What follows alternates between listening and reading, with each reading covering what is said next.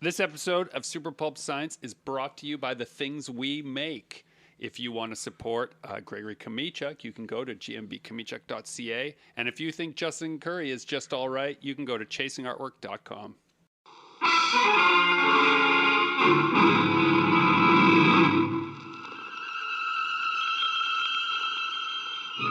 Attention, citizens. It's time for Super Pulp Science. This is Super Pulp Science, where we talk about how genre gets made. I am currently sitting in a rented house in Saskatoon in the aftermath of the Saskatoon Expo with a bevy of beauties, comic book makers. I'm going to let them introduce themselves. Should we use our Bnb Bro names, or should we be ourselves? Ourselves. Okay. So, Stephen Call, why don't you say hello? Hello, I'm Stephen Call, also known as Skip, one of the Bnb Bros, where we go to Airbnbs and B&B and bro out. And I'm going to pass you over to Zach. Which is short for Zach. My B&B name, B&B Bro name is Zach with, it's shorter. You heard that. You all heard that. This is Justin coming up. Hello, I'm Justin, also known as Chasing Artwork, and am I Chad or Tanner? You're Chad. Am I Chad or you're Tanner? Okay, and Chad with Bnb Bros. And my name is Lyndon Richenka, but my Bnb Bro name is Meatball. I'm a writer and comics letterer. And I am your host, Bnb Kamichuk, also known as Gregory and also known as Tanner. We go to B&B Bros, and we go to B&Bs and we bro. We're B&B Bros. That's our new YouTube channel. You can check it out at bnbbros.never. Will we do that? We actually have just done, God, how many days? 14 days, something? 12 days on the road. We did the Calgary Expo, and then we split up briefly. Went our separate ways, and then came back, regrouped for the Saskatoon Expo. And I would like to get everybody's thoughts on the post-convention tour. But before we do that, for the dear listeners' sake, we'll frame it as follows. What we do on the road is we go to 2 different comic conventions. So it's a total of 7 days of show. That's a lot of show. And those days are usually between, 8 and 10 hours long. And then we go out after, usually, to either commiserate or have meetings with other people or whatever. And so the show hours are not the total event. They're very long days on those 7 days. But in the middle, we also, we worked. Let's face it. We all brought our laptops and did work in the middle. So tell me what your thoughts are on the show in the following way. Justin usually says after a big show, when we're driving home, he will ask the question, what will you do different next year? So we started out, we packed up and we drove 13 hours to Calgary, and we did the Calgary show, which is a 4-day show. And this show I've been doing since 2009, 2010. I've been doing it for quite a while. And I'm pretty happy with my booth setup and location. So there's not a whole lot that I'd like to change there. And oftentimes with conventions, you'll want to potentially be somewhere else in the hall, or you want a bit of a different configuration. And I have sorted things out throughout the years, and now I'm pretty happy with how my setup and everything is. But there was some kerfuffles this year with other people's tables at the Calgary Comic-Con. And I think we should talk about that, because while I wasn't affected, a lot of the people in this room were. And so it's not my story to tell. I'll tell one version of the story. But before I do tell that version of the story, shout out to Kevin Boyd, who helped make it right. And he organizes most of the Fan Expo shows and keeps the floor basically in the giant vault of his head.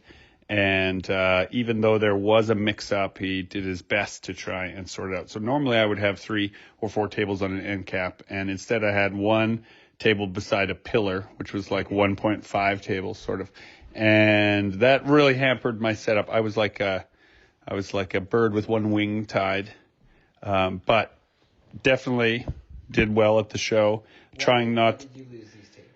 Oh, well, I don't want to cast any dispersions on the show, but it sounded like an accounting error meant that more than 100 people ended up.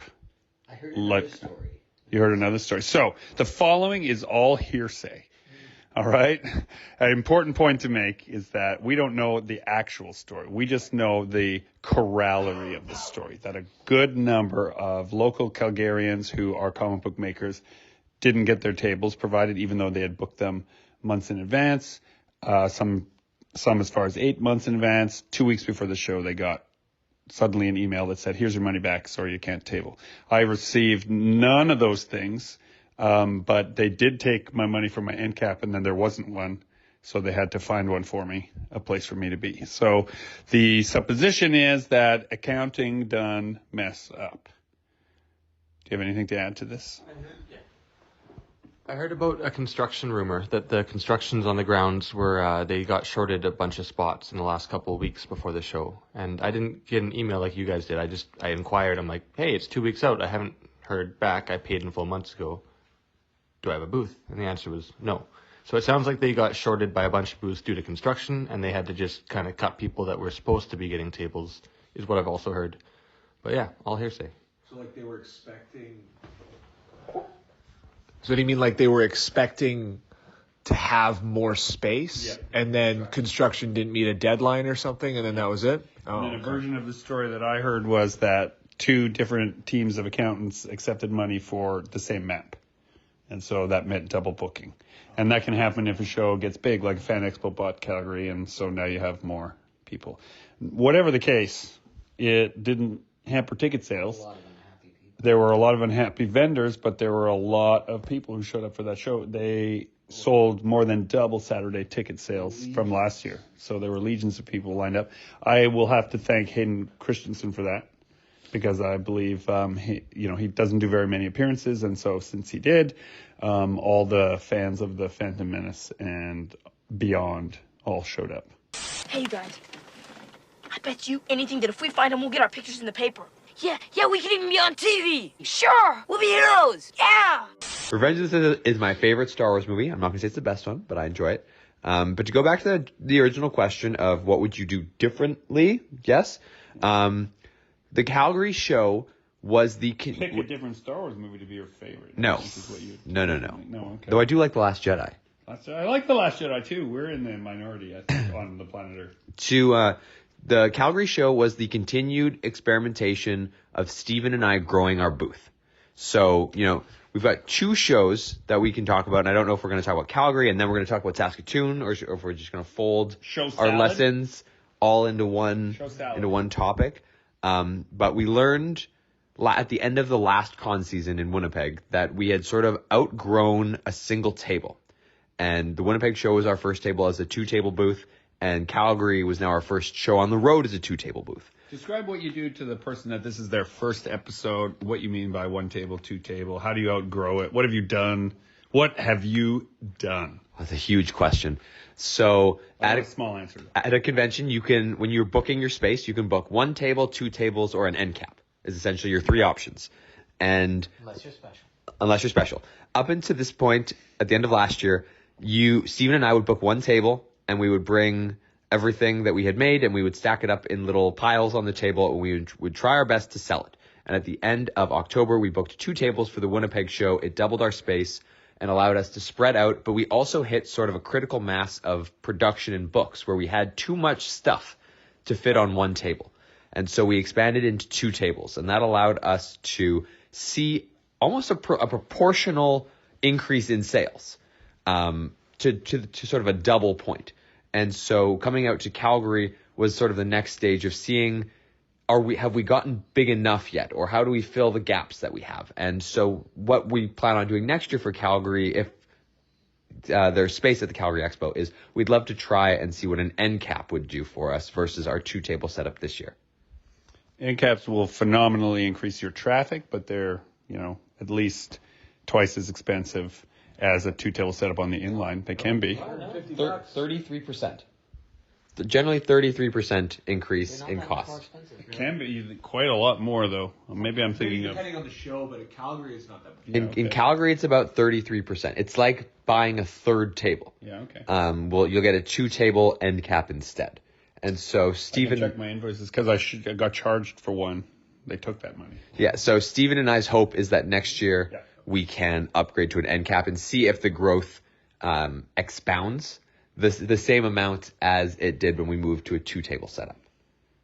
Also, like, comment on it as a person that had done a lot of shows, traveled just by myself. 1 table seems like it would be enough, but as you grow a little bit, if you have more than one product, and particularly books, if you're self-publishing books or bringing books from a publisher, books and introverts go hand in hand, and having the space for a person to pick up a book and browse it with room to do so means they can move out of other people's way but not disengage from you. If your hope is to build readership, that can be really useful to do that. Yeah, I was just going to talk about how I'm trailing a little bit behind these guys. And I also never introduced myself fully. I just said Zach, my short Bnb name. I'm ZM Schuster, at ZM Schuster online and stuff. Do comics and board game art. I'm just doing a 1-table setup. And this is my first time going farther out of Calgary. This is me expanding my radius. I did Winnipeg with these guys. Now I'm doing Sask here, did Calgary. But yeah, I do want to move on to the 2-table setup. But right now my goal for this last year was to just hit a critical mass to even fill 1 table. And I've done that now. So the rest of the season I'll be doing 1 table. And then I'm going to reconsider if I need to start moving outward or if I just want to move upward. Because if you guys see these guys' booths, it's all magazine racks that get stuff more at eye level and up on different layers. It's levels, as we've been saying. So that's my goal, is to build upward. Now that I've built outward to 1 booth, I'm going to build upwards at those 1 booths and then take a run at that next time and then maybe try a little bit behind them and do the 2-booth thing. So I think this is Steven again. I think I'll +1 on Lyndon, since we share a booth and we work together a lot. Being the artist of the two of us, I've been learning and watching the show about things that I could contribute to grow it. And what Lyndon and I call leveling up. So you're going on record to say lettering is not an art, then, if you're the artist of that's what you're saying? That's your... Pull back that. Correct. Yeah. Lyndon's eyes just stared into my soul as I said that. As the one who's producing the panel art for the books, I had been thinking about what I could do to contribute to grow the booth. And what Lyndon and I call leveling up is kind of a moment when you're growing your booth, when at the stage it's at hits kind of a critical mass and you start to feel the friction of like you can't push it any further at that show.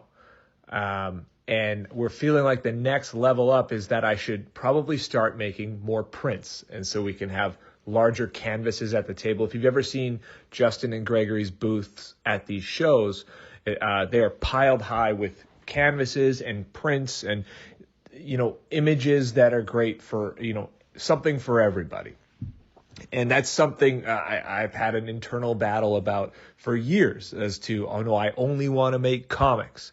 But it seems to be something that would be very beneficial to the booth, but also to allow me to stretch creatively outside of just our IPs. And I'm kind of, after seeing a lot of stuff at the show, conversations with Gregory and Justin, I'm very excited about that too. Tell the Hellboy story. There was a Hellboy print and people liked it. No, Lyndon wants me to tell the Hellboy story, which was back at our first Sask Expo in 2018. I had made a Hellboy print. That show, basically nothing sold. So we say we've never sold a single Hellboy print, which I don't think we had. And while we were setting up the booth for this show at Sask Expo, where we had 2 8-foot tables, which is 16 feet, so it's 4 feet wider than Calgary Expo, Lyndon and I were scrounging around looking for things to fill spaces on the table. And Lyndon's like, we need a horizontal print. So he pulls he's like, I'm going to dust off the Hellboy print and see what happens. And that thing was an anchor. It was huge. We literally saw people walk by our booth and almost get past and then their eyes stop on the Hellboy print and they loop and come right back to the table. So that was kind of the thing that solidified it for me. I'm going to tell Uncle Mike Mignola about this. You watch out. I wish Ace had been with us. Could have told the cops who was in his car. Well, he wasn't. We're gonna tell him? We're not gonna tell nobody. Nobody never. You dig me? Following up on the fan art thing, I've come to similar conclusions, and as these guys can attest, I like to make things harder for myself in all aspects of my life, including avoiding prints at cons. But I've got a couple fan art things I did of some original Zelda prints, and those... And solicitations from pretty girls, by the way. You avoided those too. Yeah. Like I said, I like to make things harder for myself. That wasn't an innuendo. I meant difficult, just so we're clear. Yeah. Zelda prints, getting back to the topic at hand. I've got these 3 pictures of Link panicking and throwing bombs, as you do in the first Zelda game. And people stop and go, oh, I love Zelda. And I go, oh, well, if you love Zelda, you're going to love my comic. It's Norse mythology meets Zelda. And that's my new thing for prints, is I'm going to find things that I truly do love, but that I've just put into my comics. And so I can kind of segue people who see the fan art, recognize the thing they like. Now they're maybe a little more comfortable with the book I'm talking about. It's just a segue in is how I want to treat fan art in the upcoming season. Talk about why your Zelda prints were propped up. I'm going to... No, that would include admitting Lyndon was right about something, which he seldom is. Darren Warren Daniel. Daniel, that's right. It's not Darren. I'm thinking of Warwick. Darren Warwick. Yeah, okay. So Daniel Warren Johnson. A DWJ. You guys know him. Do a power bomb. If you haven't, go check that book out. It's crazy. But at New York Comic Con, he's famous for these Star Wars comics. Fan art comics, Pacific Rim comics, and these comics are not licensed, so you're not allowed to do this, and he will not take your money for them, but he will say, if you would like to provide a donation to me as an artist for being a swell dude, that'd be great, and as a thank you, I'll give you one of these comics. And they advertised it at the show, in the show pamphlet, in the flyer for the show. Like it said, do not miss his Star Wars bootleg comics, like the one not to be missed thing, right? So I'm not narking. They send it to New Yorkers everywhere. I would also just like to, if this is somebody's, first, second, third episode, they want to do prints at conventions and get into doing the same kind of thing that we're doing, just to jump to the defense of fan art and prints a little bit here. The reason I got to work with Marvel on some projects is because Marvel employees found my Marvel fan art at New York Comic Con, and a month or two later I was working on an Ant-Man and Wasp film. And then just recently, I think this is public knowledge now because he posted about it, our good friend Quirkylicious from Calgary has done over the last couple of years, well, since Overwatch came out, he has done amazing fan art of every single character in Overwatch, which I think is up to like 30 something now. It's quite a few characters. Has now been hired by Blizzard to make the some Overwatch cover art for their Spotify playlist that they're launching as a direct result of his awesome fan art. I should make a legal disclaimer here too, that if you're like, oh great, that means I'm going to run off and make fan art. A real important distinction here is that making fan art of a character that becomes a derivative work. So you, like Hellboy, you paint your version of Hellboy. You're allowed to paint your version of anything as an artist, right? Where it becomes gray is selling that version for profit. Most, print artists are only printing maybe 10 or 15 of them, and they're selling. So these aren't farting in silk monies. Where you will get caught and in trouble is using a trademarked icon. That means the title, the actual trademarked. Don't use the logo. Don't use the name of the character. Those things are trademarked. If you print stuff with that, you are breaking the law. You got to be careful with that.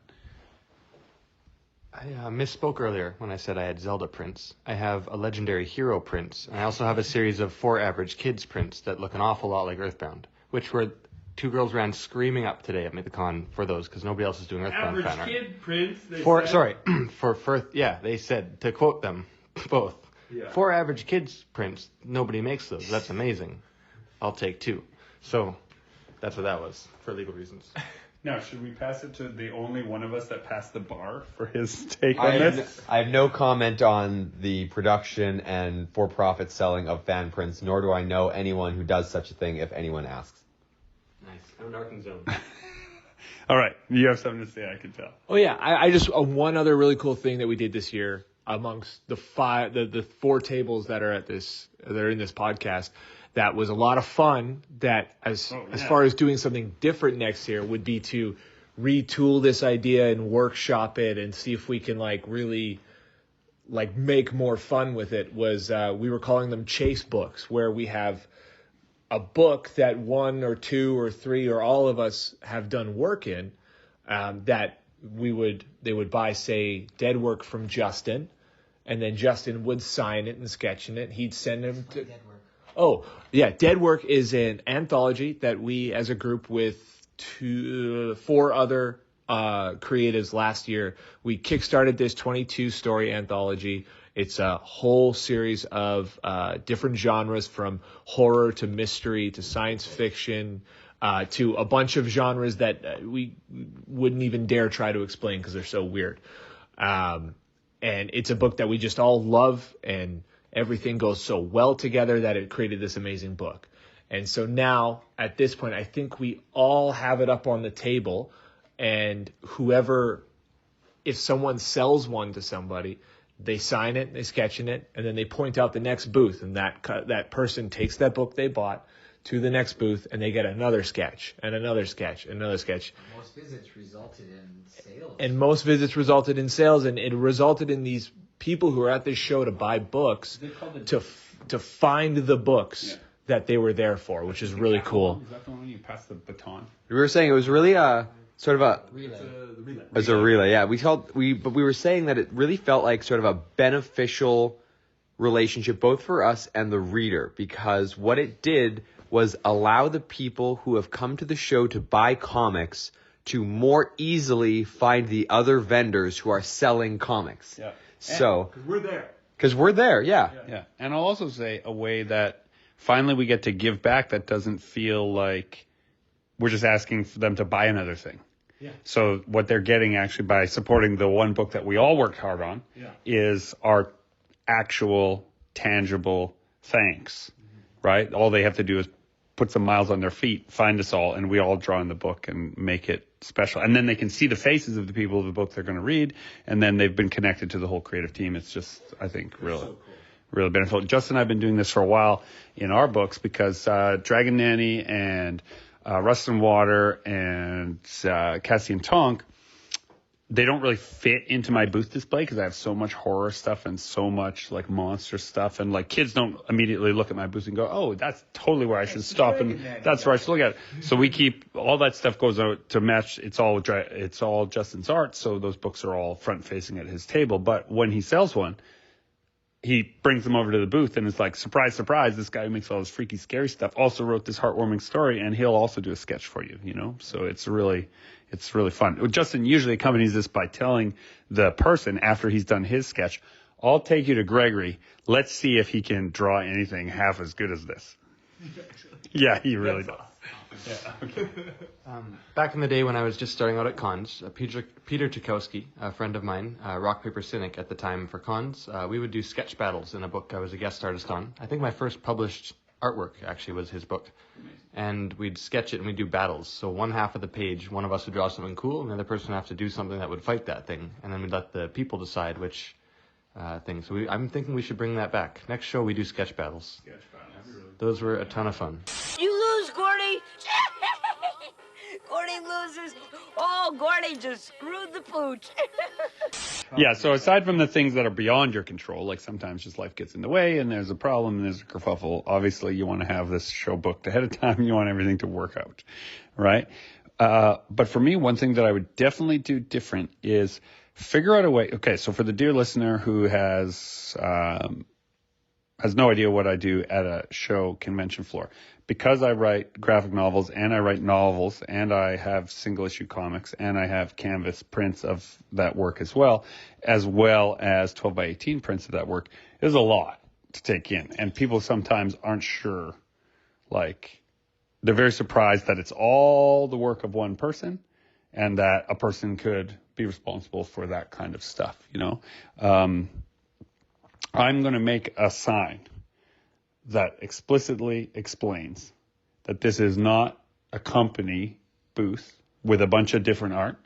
It is me. It's all me. And I'm the guy that's standing there.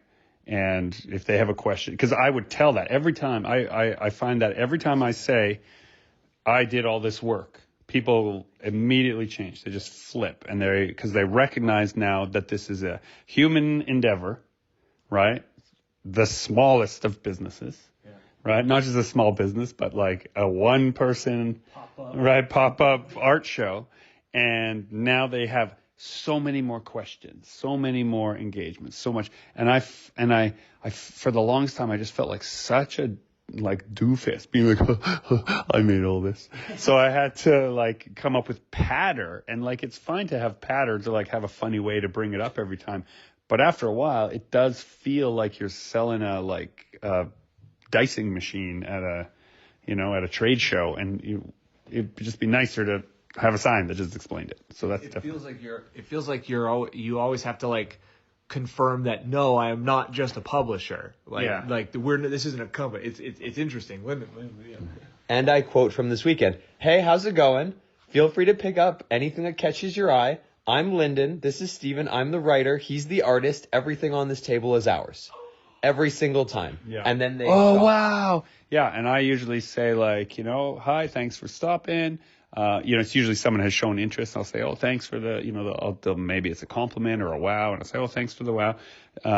I made all the work here, including the ones you don't like. Yeah. Do be a little deprecating, and that makes them laugh. And then it's at ease instead of yeah, I did all this. It's me. Put your thumbs in your suspenders. So that's definitely something I want to do different, because I also included because I have so many titles. And shout out to Samantha Biko, who originally suggested that I do something like this. I made these little table talkers. So I made stand-ups with word balloons that point down into the books and describe the genre and the basic premise of the book in a little easy sentence, so that people know what it is and they don't have to ask questions, and they can just glance and be like, oh, science fiction, oh, dragons versus robots on the moon, obviously, right? Those kinds of things, because my books aren't obvious. That was part A of what I wanted to do a bit different for next year. Was I saw Gregory had those, and that seemed like it would save a lot of work for everybody and just get people to pick up the thing they were interested in. Once it's in their hands, you can do a lot more work with the sale stuff. My other thing was also the bundle thing, which I just started doing this year. You put the word bundle on it, and people will buy it. Con bundle, con exclusive bundle. People go, wow, what's that? So just those words are like a silver bullet until we all start overusing this, which I plan to do. Yeah, that's my two things. You have to have enough stuff for a bundle, though. Yeah. I also find as well, as a primarily print artist with a couple of books, people mostly come to my booth excited about the prints and wanting the posters. And the books are when it is the focus, it's special. It's really gratifying when somebody beelines for my books and gets a book. But in my experience, that's not usually the case at my booth. Because printed posters have a really healthy margin. I print posters in bulk. I have a really good relationship with my printer. I've been working with them for years. So I'm able to get my prints at a pretty good price and sell them for a pretty good markup. What I've been doing recently is shifted my priorities to just getting my books out there and not worrying too much about the profit margin on them. So making readers, and I make my exactly. So if I lose a couple dollars on a book, I'm going to make it up with the print. So this year at Saskatoon, rather than even doing a bundle, if somebody spent X amount of money at my booth, they got a book for free. And it was such an easy way to move a ton of books, and I felt so great about it because I knew the business hat on, all my costs are covered.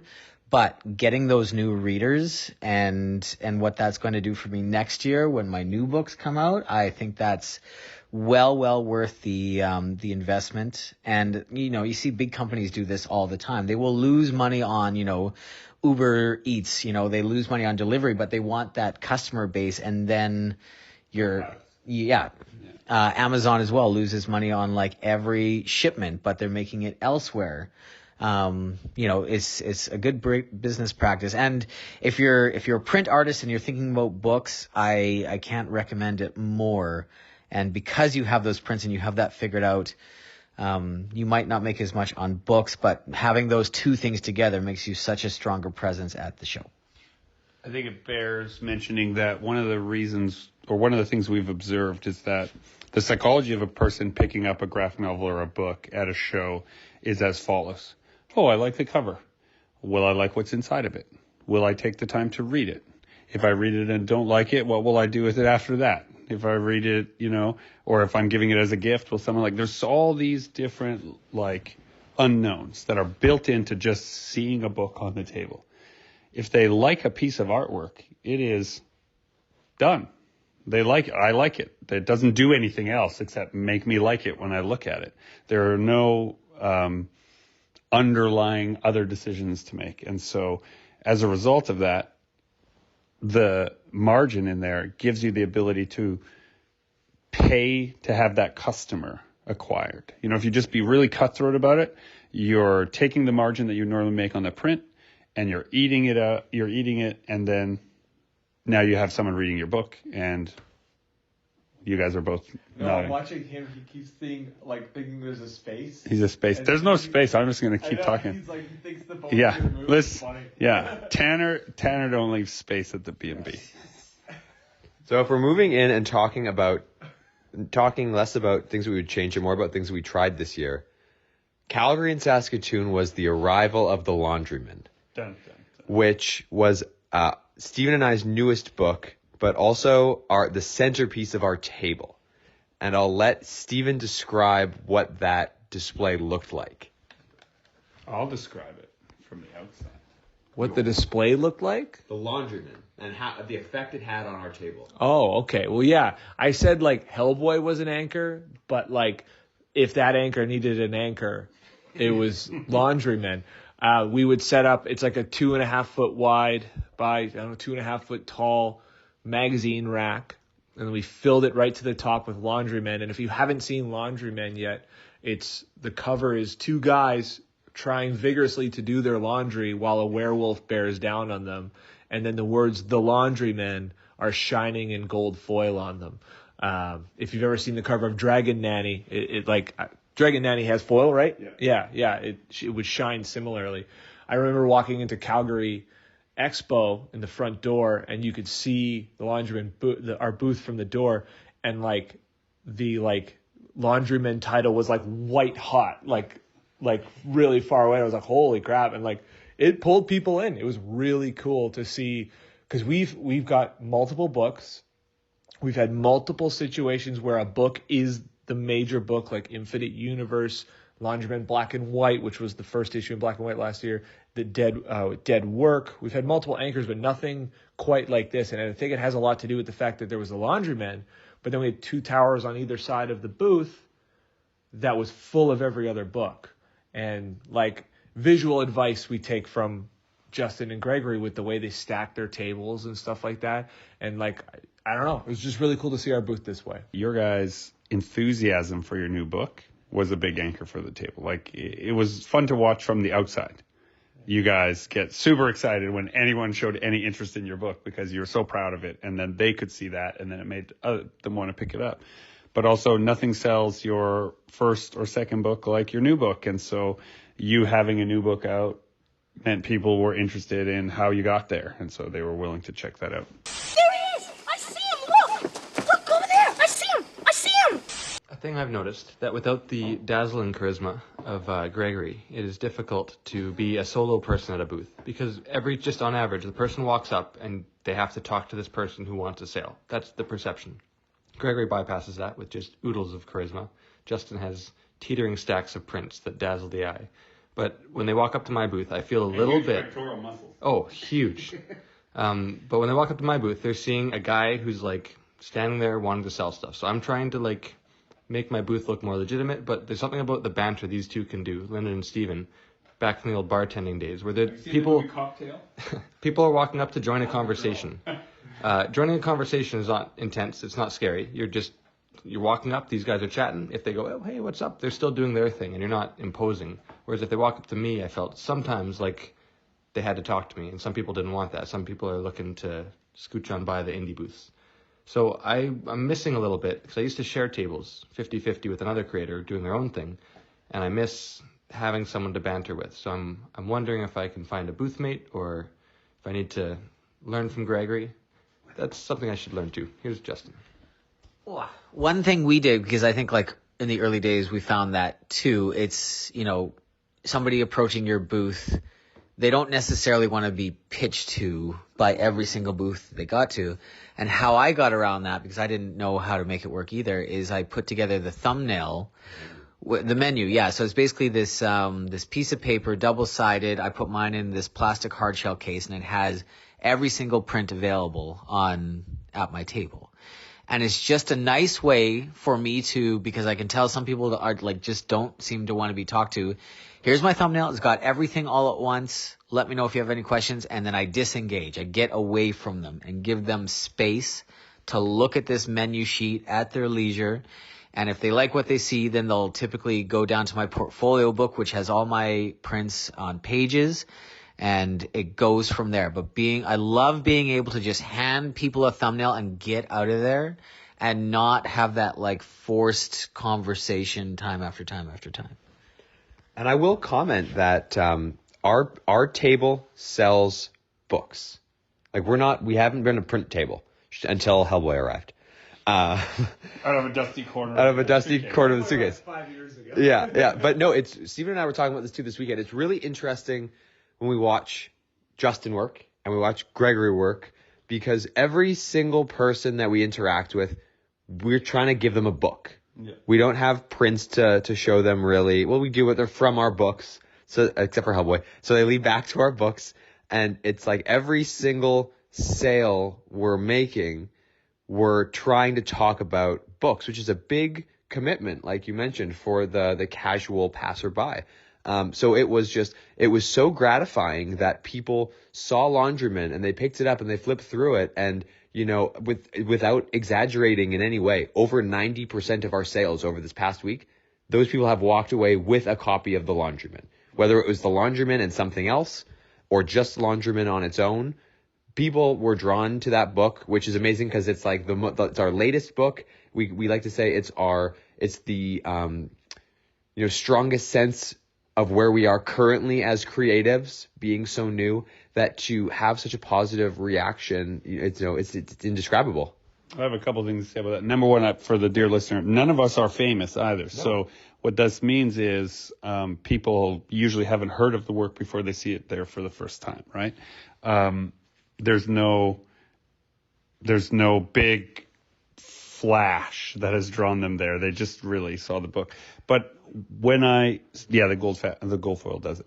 When I first started at shows, I was selling the Imagination Manifesto and some other comics. I didn't have prints. How I started doing prints was I have some splash pages that are, for lack of a better word, capital A artsy in the Imagination Manifesto, that people came to me at subsequent shows and said, do you have prints of this page of this book that I bought? I'd like a print or a poster of just this page. And that got me into making 6.625 by 10.25 hard prints so that it matched the comic page so that I could use comic bagging boards. And then those started taking off, and it was all original artwork. And that is how I, quote unquote, got into making prints. It was purely driven by people who wanted more of the work. And so I think that's important. But I will say about getting people interested in your work, my approach is I cannot make anyone interested in anything. If you're trying to create interest, I feel it always comes across too much like a hard sell, and it will fail or scare away. We hate the carnival barker. Yeah. So instead, all I do is if somebody stops and looks at the book and is curious about the book, I will ask them, well, yeah, would you like to see it? And then I pass it to them. And if they say yes, then great, now they have it. And then I say, since I wrote it, If you have any questions, I'd be happy to answer. And then I'd leave it at that. Let the book do its talking. But once it's in their hands, then they have that freedom. And then I let them know also that I encourage them to browse it, that I have a certain number of copies that are fine to be browsed. Don't worry about treating it nicely. You can open it all the way and take a look at it. Comics people are weird. Caveat, if you're right, they're worried about breaking the spine or doing whatever. So some comics people are very, very careful with a thing that you've handed them. And if you tell them like, no, that's what it's for, then they will dig right in, and that does most of the work for it. Really? Really? Yeah. Really? How do you treat selling books versus selling prints? How do you think, because we have the spectrum on the couch here, where we're selling just books. You have a medley. Justin also has a medley, but you have such an abundance of prints, as you said, that people are automatically drawn to the prints. 90% prints, 10%. Yeah. Okay, well, shout out to Printed in Blood, who I've done a number of projects with them. I worked on the Hannibal art book and on the Thing art book and Stranger Things and Ghostbusters, Aliens, yeah. And so as a result of that, and Ultraman, so I have, oh wait, is that one announced yet? You heard it here first, people. The point I'm making here is these are all licensed prints that I am allowed to sell, that I'm allowed to have out, that we're allowed to use the logos of, which is usually how those things stand out, right? I know you told me about it. We have those, and so they're out. And so when I have Steve from Stranger Things on my booth, people go, oh, wow, they like it. It drags them in. And that's a well-known show. People know it. And I say, well, listen, if you like Stranger Things, right, you'll like this project because it's full of monsters. Or I'll often say, which is the part of Stranger Things you like? Kids getting into hijinks or monsters ripping apart innocent people? I make some banter like that. And they'll self-identify, and that gives me a way into the work. So to answer your question in a roundabout way, the prints are flags for fandom. Right? Oh, I like this. What's adjacent to that of the work that I've made? But my prints and books, I would say maybe only a third of people buy both.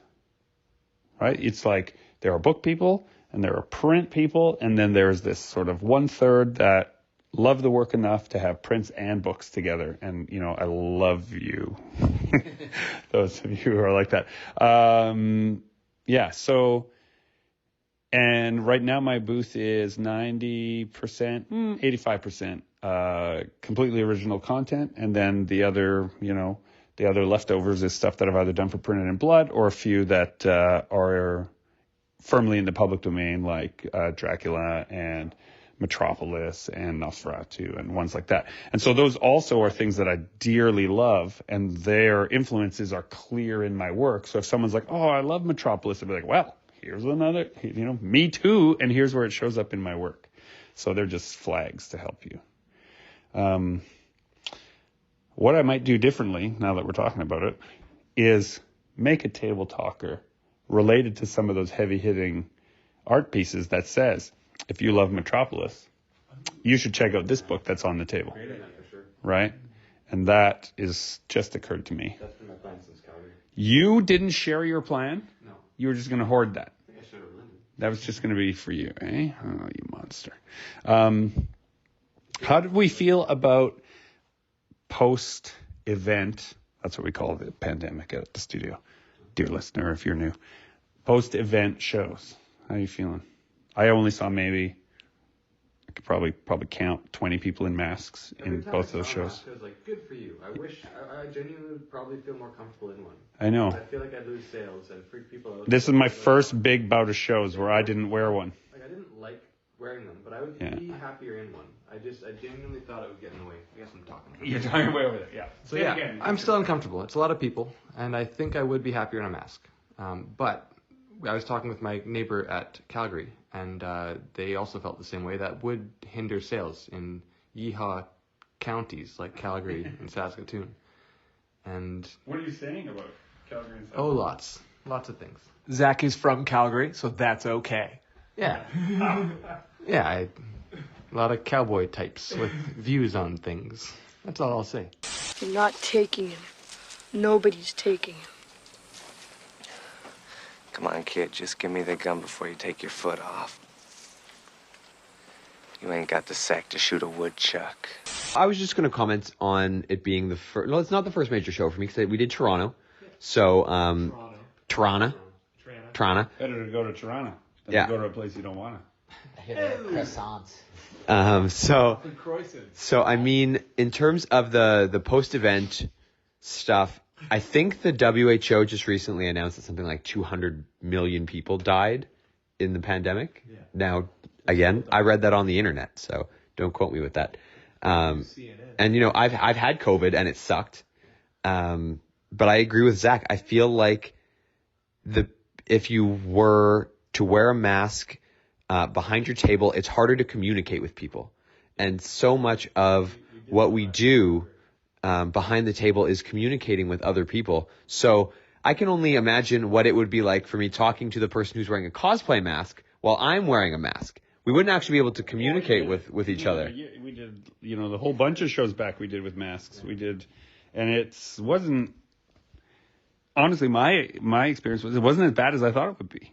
You know, people had a lot more patience with the mask than I thought. And we all would joke, like, oh, we'd all repeat ourselves like 3 or 4 times because the customer and I couldn't quite make it out. The one that got me was Calgary last year, I believe. I wore the N95 mask religiously. Steve and I were on very good behavior. And I didn't catch COVID, but I got a sinus infection, like a cold that turned into just a nasty sinus infection that like took me all the way out. I was just like, I've been to so many cons, and you get the con cold. We all joke, oh, you get the con cold. But it's like a mild cold a lot of people get after a con. It's a lot of people in a room. Something goes around. But I got like just taken out. And I'm like, I was wearing an N95 mask. Like, how does that even happen? Different kinds, different strokes. Yeah, the only thing I'd say on the change from the immediate post-event shows to the shows that we're having now is like I don't know if we had to wear masks, it's fine. Like it's safety. I feel safer and all that. But there's something to be said in a crowded show about like the micro expression that you can give somebody across the aisle, like the little smile, the quick eye contact. And like eye contact can even be hampered by the mask, right? So like little tiny micro expression just to like acknowledge, I can see you looking at the stuff. Like I'm friendly. You can come over here. That's fine. And like it helps. Like people do come over and they talk and stuff like that. And the mask would block that. Obviously we'd find ways around it and be fine. But like it's a nice little feature of not having a mask on. Yeah. Cool. Okay, gentlemen, we won't tell the tale of the kiss of the Hydra. No, all right, we're not telling that tale. We recorded it. No, we're just putting that in the vault. I just wanted a tacit acknowledgement. But are there any tales from the road that you feel should go on the end of this episode before we send it off? Yeah, like not inside the show stories that or particular. Oh, Justin stopped paying for things on the road. He's very charming and very friendly, and then he would get to talking, and then he would leave without paying. It happened 2 times. Both times we went back to pay after getting about a block away, and then him saying to me, "Oh shit, I didn't pay for that," and then we would go back. So if he has not had a clear memory, and there's more than just those 2 incidents, and there's someone trying to track him down who is owed money, please leave a comment below. Would you like to tell the story of our recent celebrity encounter, choosing to reveal or conceal the identity of said celebrity? We can just call him the captain.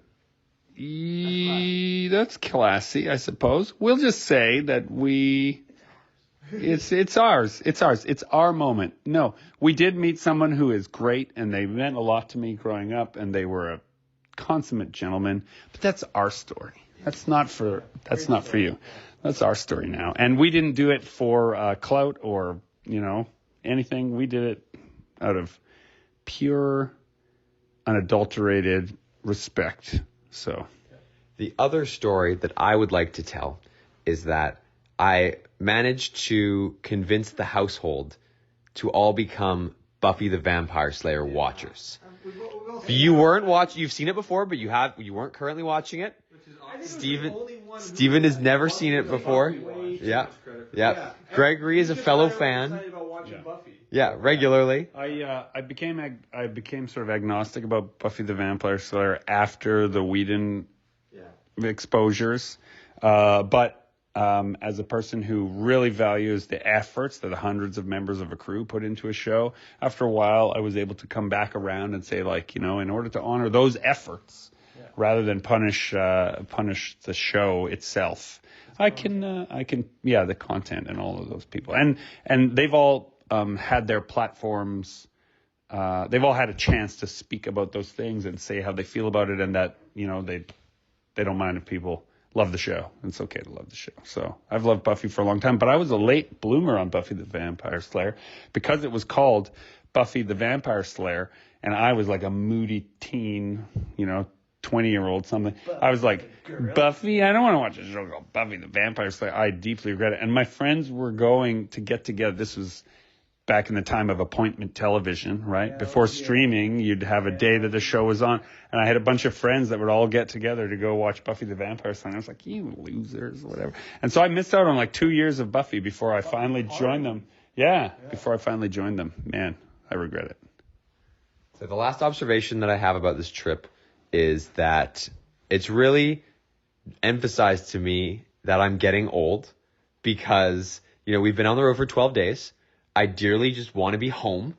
He wants his slippers in his... And numerous occasions I've turned down, staying out or staying up and just going to bed because I'm tired and I don't want to deal with anything. Yeah, Steven and I have just been like, oh, can't wait to go home. So done with this. And it's just this emphasis of so this is what it's like to get old. Well, 4 out of 5 of us, dear listener, in the house are in long-term committed monogamous relationships. And so poor Zach is just stuck with some old men on the road. Zach, would you like a comment on that? No comment. I also wanted to mention that between Calgary and the Saskatoon show, for most of the time we have been staying in the same house, and it has been kind of great because I think we're all pretty much workaholics, through and through. And so the amount of work and art and writing that has been done between these two conventions is pretty inspiring. And it was great to be in surrounded by people and feel like I could put on my headphones and write, and it was not being rude or off-putting, because before too long somebody else would also put on their headphones and join me at the table and zero in on a project. And that was a lot of fun. That's exactly what I wanted out of this trip. I didn't want to go clubbing. Yeah, for an entire day, the main kitchen table in the house we're renting became the quiet working place. If you were working, you went to the table and didn't talk to the people who were there working. Yeah. It was so... Like a desk club. Yeah, but it didn't... There was no discussion about it. Yeah. It just... We made some other convention people very jealous. Yeah, it is true. It is true. Well, I think that does it for this episode of Super Pulp Science, where we have talked about how our conventions got made. I have been Gregory Kamichuk, and joining me has been Justin Curry, known the world over as Chasing Artwork. No, I'm not going to use the Bnb Bros names. Tanner, Zach, Skip, and Meatball. No, Justin Curry, known the world over as Chasing Artwork. Lyndon Radchenka, writer, letterer, comic book maker, Stephen Call, illustrator, co-creator, and, I have to mention Tidy Dude also.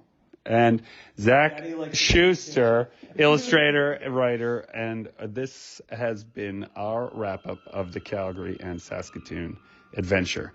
We have left out more than we have shared, but I'm sure some of it will come up on future episodes of this podcast. Thank you so much for listening. Join the fight and make comics.